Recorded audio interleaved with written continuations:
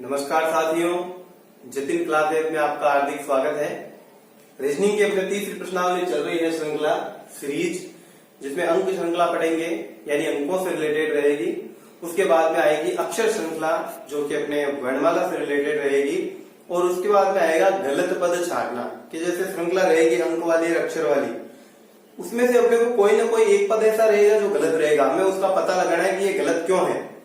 ठीक है, तो ये हो जाएगा गलत पद छाटना। तो शुरुआत अपन जो है आज अपन पढ़ेंगे इसमें अंक श्रृंखला।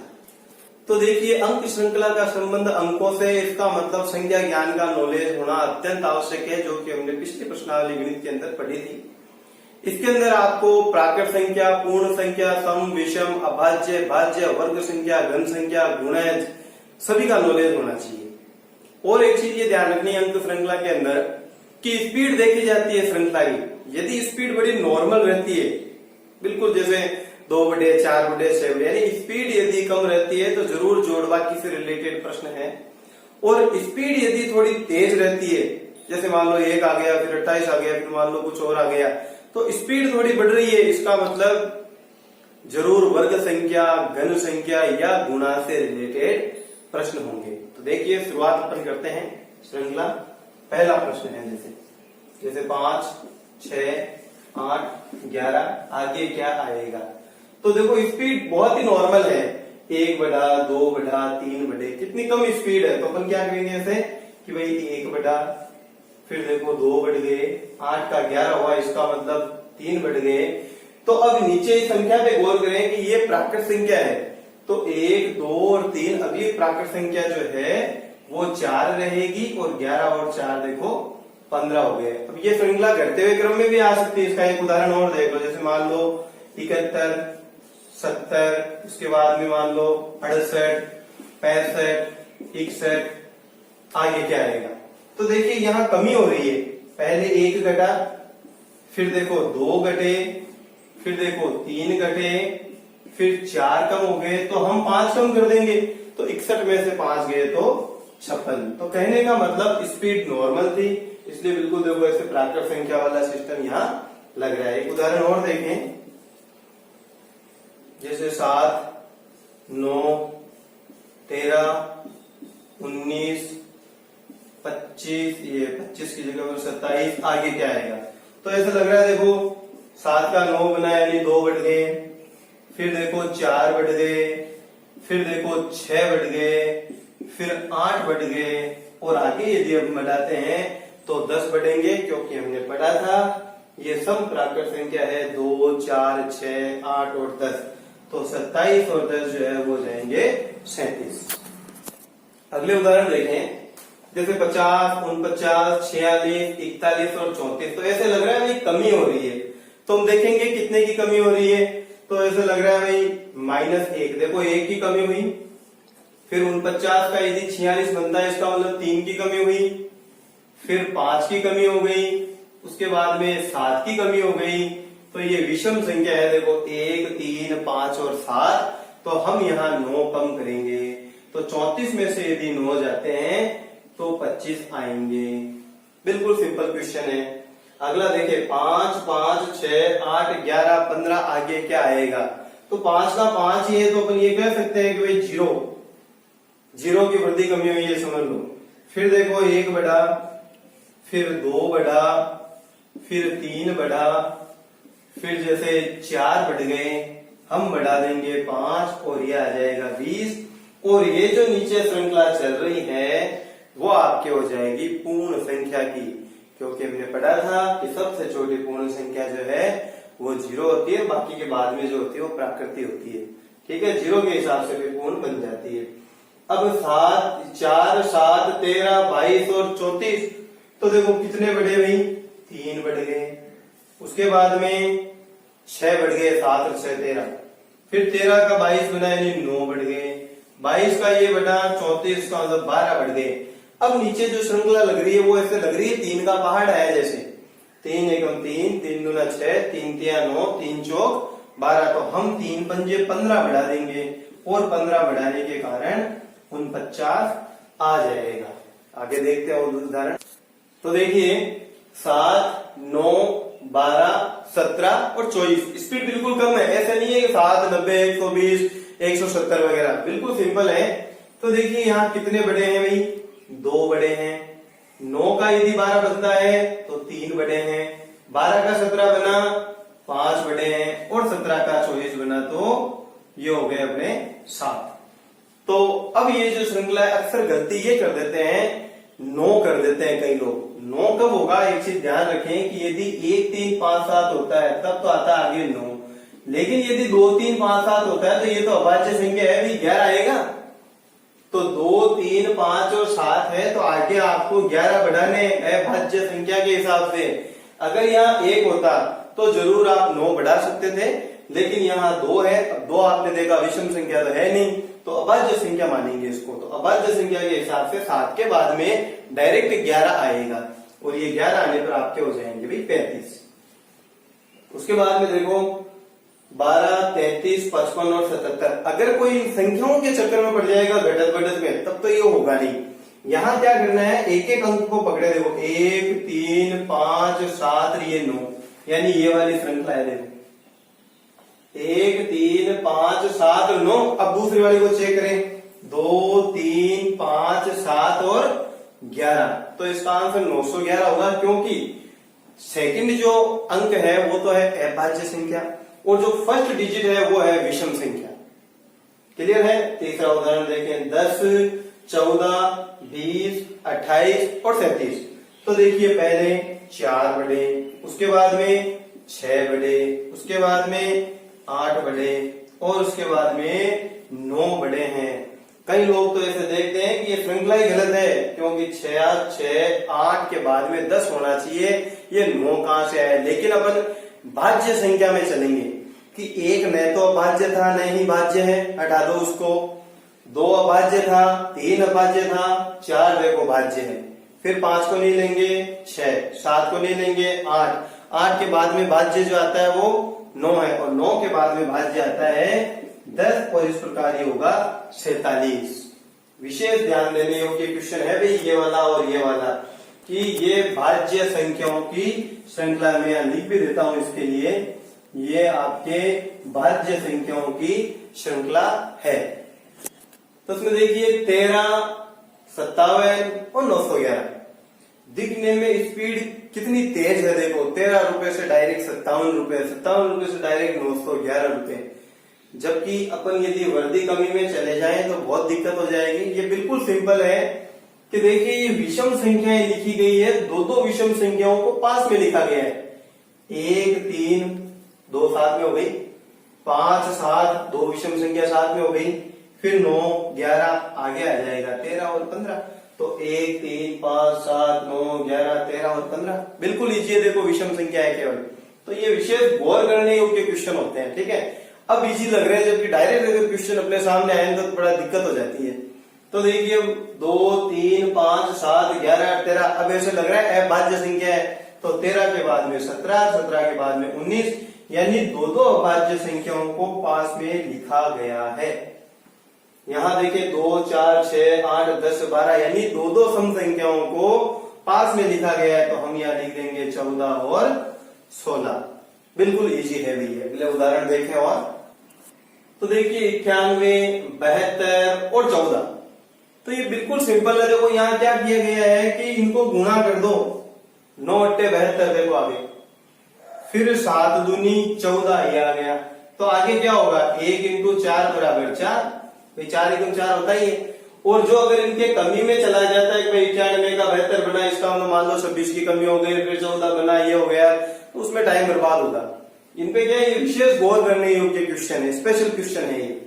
उसी प्रकार ये देख लो कि 9 पंजे 45, 4 पंजे 20, और 2 को 0 से गुणा करेंगे तो 0 ही आएगा, कि 0 से जो भी टकराएगा ना वो खुद 0 हो जाएगा, ये ध्यान रखें आप।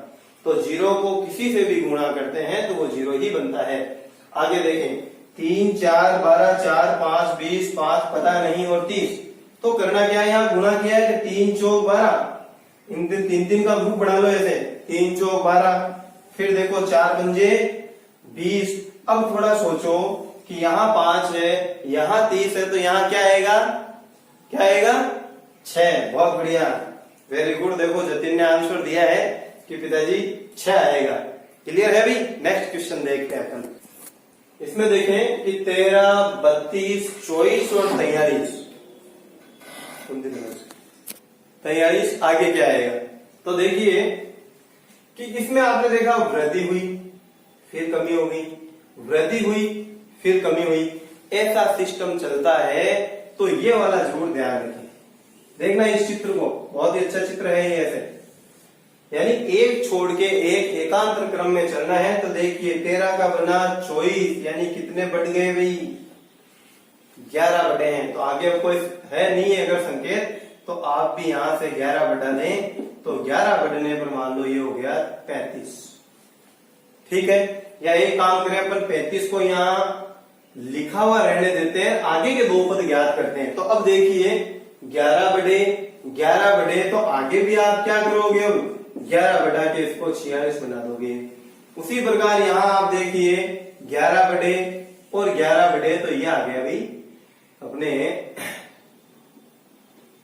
5 और 4 54 आ जाएगा। एक तो तरीका ये है। दूसरा तरीका देखो कि जो पहली संख्या ना उसको उल्टा करके 1 बढ़ा दो। जैसे 13 का उल्टा क्या होता है 31, और 31 और 1 देखो क्या हुआ 32। फिर 32 का उल्टा क्या होता है 23, 23 और 1 24, 24 का उल्टा 42, 42 और 1 43, 43 का उल्टा 34, 34 और 1 35, 35 का उल्टा 53, 53 और 1 54, 54 का उल्टा 45 और 45 और 1 46। आगे भी यदि बढ़ना चाहें तो 46 का उल्टा 64 और 64 और 1 65 हो सकता है। ठीक है। दूसरा उदाहरण देखें यहाँ 3, 4, 7, 11, 18 आगे क्या आएगा। तो यहाँ क्या करना है, ऐसे लग रहा है कि इन दोनों का योग देखो 3 और 4 7, 2 को ऐसे जोड़ते हुए आगे लिखना है 3 और 4 7। अब देखो 4 और 7 11, फिर 7 और 11 18। तो अपन 11 और 18 को जोड़ के 29 बना देंगे, और आगे यदि और पूछे तो 18 और 29 को जोड़ देना 47 आ जाएंगे। तो आगे देखो 2, 5, 10, 18 और 31। तो इसमें क्या किया है, ये स्पेशल क्वेश्चन है देखो कि 2 और 5 कितने हुए 7, जोड़ के 3 बढ़ाना है कि 7 और 3 10। उसी प्रकार अब हो गए 15, 15 और 3 18। फिर देखो ये हो गया 28, 28 और 3 31। फिर इनको जोड़े 18 और 31 को, तो 49, 49 और 3 कितने हुए 52। एक और देख लेते हैं इसको कि देखो 3 बढ़े, 5 बढ़े, उसके बाद में 8 बढ़े, और उसके बाद में 13 बढ़े।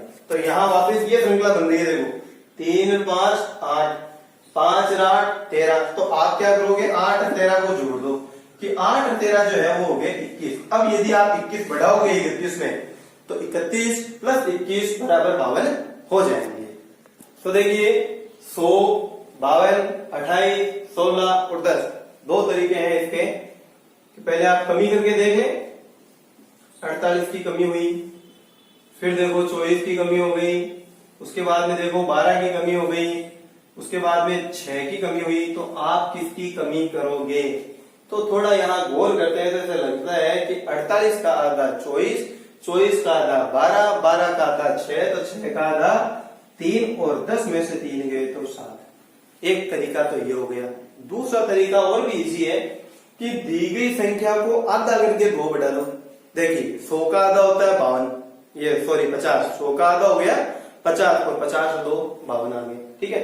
52 का आधा 26, 26 2 28, 28 का आधा 14, तो 14 और 2 16 आ रहा है देखो। 16 के आधे 8, 8 और 2 10, 10 का आधा 5, और 5 और 2 7। क्लियर है भाई। देखिए अब आप कई बार ये सोच रहे होंगे कि सर डायरेक्ट मेथड लगा रहे हैं।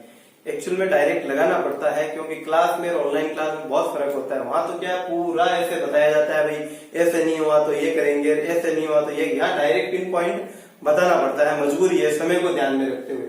तो देखिए 5, 10, 11, 6। अब अचानक देखो कमी हो गई, कमी हो गई तो वो वाला जिगजैग वाला वो मीटर लगाना अपने को। देखो 5 और 1 6, 6 और 1 7, 7 और 1 8।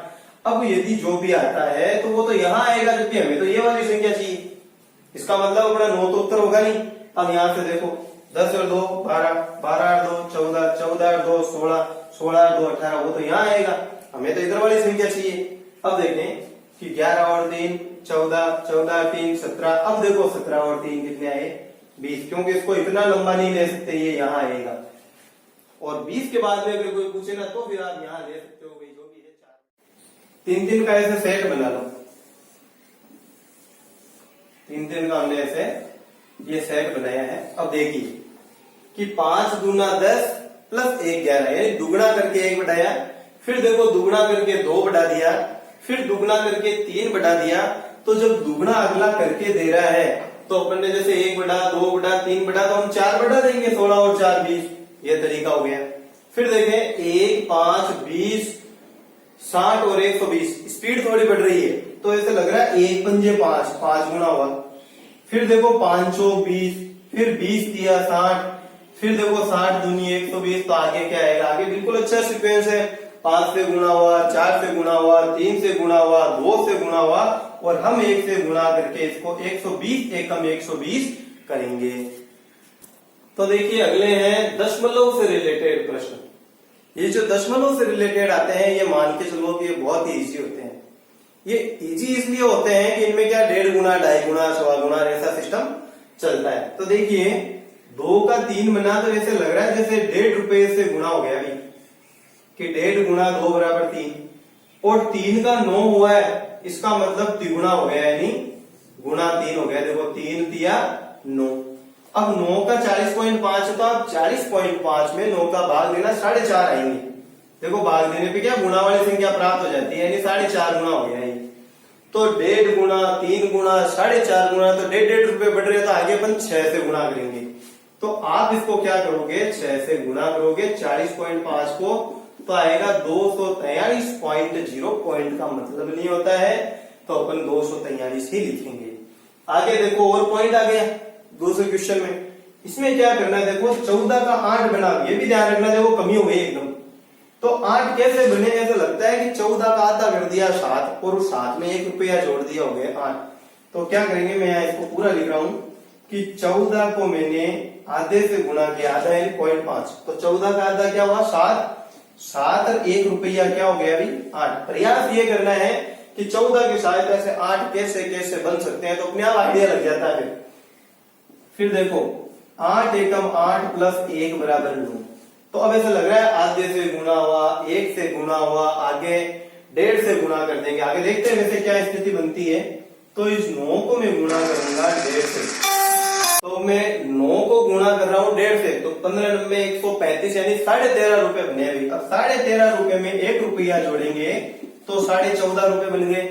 अब देखिए कि 14.5 को आप किससे गुना करोगे, देखो आधा 1 1.5, तो सीधी सी बात है दुगुना करेंगे, तो 14.5 का दुगुना होता है अपने 29 रुपये, और 29 में 1 रुपया जोड़ेंगे तो क्या हो गया 30। बिल्कुल देखो सीक्वेंस मिल गया। अब अपने को क्या करना है कि 30 गुना, अब देखिए आधा 1 1.5 2, तो आगे 2.5 आएगा, तो ये हो गया 25 या 75, यानी 75 रुपए तो ये हो गए। 75 रुपए में आप 1 रुपया जोड़ोगे तो ये आ जाएंगे भाई 76, और आपका आंसर जो है वो हो जाएगा इसमें 76। अगला प्रश्न है 1 2 6 और 21। तो देखिए इसमें क्या हुआ है कि 1 इंटू 1 प्लस 1, तो हो गए भाई 2। फिर देखो 2 दूनी 4 प्लस 2, यानी हो गए 6। फिर देखो 6 दिया 18, 3 21, कहने का मतलब जिससे गुणा किया है वो का वही अंक जोड़ा गया है। तो अपन आगे क्या करेंगे कि 21 को 4 से गुणा करेंगे, 4 ही जोड़ेंगे, तो 21 चौक 84, 84 और 4 कितने हो गए भाई 88। ये देखो इसका आंसर 88 होगा। ये प्रश्न अपने आप में बहुत ही विचित्र है, इसमें आप जोड़बाकी वगैरह करके देखना, बहुत दिक्कत रहेगी, नहीं होगा ये। तो देखिए इसको कैसे करना है कि यहाँ हुआ है कि 36 इंटू 4, 36 इंटू 4 बराबर होता है 144। 144 रुपए में 17 रुपए जोड़ेंगे तो आएंगे 161। फिर देखो 161 को गुणा किया है 3 से, यानी 483। 483 में और 17 जोड़ दो 500, तो देखो आगे से आगे अपने को अच्छा मिल गया ये। अब अपन क्या करेंगे कि 500 को गुणा करेंगे, तो पहले 4 से गुणा किया, फिर 3 से गुणा किया, तो हम दुगुना कर देंगे, और उसके बाद में 17 तो जोड़ना ही है, तो ये आगे भी 1017। क्लियर है भाई। अब देखिए बात ऐसी है कि अभी अंक श्रृंखला खूब बाकी है, अभी वर्ग संख्या, घन संख्या दिखाना और उनके जो क्वेश्चन है और भी बहुत सारे क्वेश्चन है वो अपन कल वाले पीरियड के अंदर करेंगे। अभी अपन आकृति और अन्य प्रश्न करते हैं। तो आज की आकृतियों में देखो हमें त्रिभुज गिनना है। तो इस आकृति में देखिए कितने त्रिभुज हैं कि सर्वप्रथम आप ये देखिए आपको इसमें क्या आता है। तो हमने ये पढ़ रखा है कि इसके अंदर 8 होते हैं। तो 8 तो हो गए अपने ये, उसके बाद में ये वाला हो गया देखो 9 के बाद में क्या करना है, पूरा बड़ा ले लें आप 10। अब यहां से देखो ये 11 और इधर से लिया तो ये 12, कुल मिला के 12 त्रिभुज है। अब इसमें देखें कि ये वाला एरिया अपना पड़ा हुआ है कि 8 एकम 8, 8 दूनी 16, ये हो गया 17, ये हो गया 18। क्लियर है भाई 18। तो अब यहां से देखो 18 के बाद में 19, ये हो गया 20, पूरा बेटा हो गया देखो 21। 21 के बाद में यहां से देखो ये बना 22, फिर यहां से देखो 23, अब यहां से देखो 24 और यहां से देखो ये 25। इस प्रकार इस आकृति में टोटल 25 त्रिभुज है। और ये वाली जो आकृति है वो आपके HW के रूप में है। नेक्स्ट क्वेश्चन जो अपने चल रहा था अन्य में वो था बंदर संबंधी प्रश्न। तो देखिए बंदर संबंधी प्रश्नों में हमने 2 प्रकार के पैटर्न मैंने आपको बताए थे। एक तो वह बंदर होता है जो 1 ही मिनट में चढ़ता है और फिसलता है, और दूसरा वो बंदर होता है जो 1 मिनट में तो चढ़ता है और दूसरे वाले मिनट के अंदर फिसलता है। अपने फिलहाल ये चल रहा है 1 मिनट में चढ़ना और फिसलना। दूसरा पैटर्न अपन कल शुरू करेंगे। जो पहला पैटर्न था उसके अंदर ये था कि एक बंदर जैसे मान लो 1 मिनट में 10 फीट चढ़ता है, 2 फीट फिसलता है, तो वो इतने मीटर ऊंचे या फीट ऊंचे खंबे पर कितने समय में चढ़ेगा, समय पूछा था। इस प्रश्न में क्या हुआ कि समय दे रखा है और हमें ऊंचाई पूछी है, खंबे की ऊंचाई कितनी है। तो इसको बिल्कुल इजी तरीके से करना है। वैसे तो आप सूत्र के माध्यम से कर सकते हो कि कुल ऊंचाई में x मान लेना, हो जाएगा। लेकिन अपने को क्या करना है कि आप ये देखें कि ये जो 11 मिनट है ना वो जो है वो 10+1 है। वो 10+1 इसलिए है कि ये 10 मिनट ऐसे हैं जिनमें चढ़ने के साथ साथ फिसलना भी चल रहा था, और ये लास्ट वाला 1 मिनट ऐसा है जिसमें केवल और केवल चढ़ाई हुई थी, फिसला नहीं था। क्योंकि हमने ये देखा था कि बंदर चढ़ता है फिसलता है, चढ़ता है फिसलता है, लेकिन लास्ट में केवल चढ़ता है फिसलता नहीं है। तो लास्ट वाले 1 मिनट में केवल चढ़ेगा फिसलेगा नहीं, और बाकी 10 मिनट तक चढ़ना और फिसलना दोनों ही चल रहे थे। तो देखिए कि जब बंदर 12 फीट चढ़ता है, 5 फीट फिसलता है, तो वह वास्तव में तो 7 फीट ही चला है। तो 10 मिनट तक ये सिस्टम चलता रहा, यानी 70 फीट तो यहाँ हो गया। और लास्ट वाले मिनट में केवल चढ़ता है, केवल चढ़ता है तो कितना चढ़ता है, 12 फीट चढ़ता है। तो ये 12 फीट अपन और लिख देंगे यहाँ। इस प्रकार खंबे की जो ऊंचाई है वो 82 फीट होगी। और ऑप्शन से भी कर सकते हो, जिस ऑप्शन से 11 मिनट आए वो अपना आंसर हो जाएगा। अब आज का इसमें HW दे देता हूँ, यहाँ संख्या चेंज कर दूं मैं, आप इसका आंसर बताना। जैसे मान लो यहाँ 13 है, यहाँ 7 है और यहाँ जो है वो 16 मिनट है। अब आपको इसका आंसर देना है। तो 2 क्वेश्चन हो गए, एक तो आकृति से रिलेटेड त्रिभुज गिनने वाला, और एक ये बंदर वाला है जिसके अंदर समय दिया हुआ है, खंबे की ऊंचाई आपको पूछी गई है। और आज का काला सपना पूरा हुआ। कल अपन वापस श्रृंखला में आएंगे। जय हिंद, जय भारत।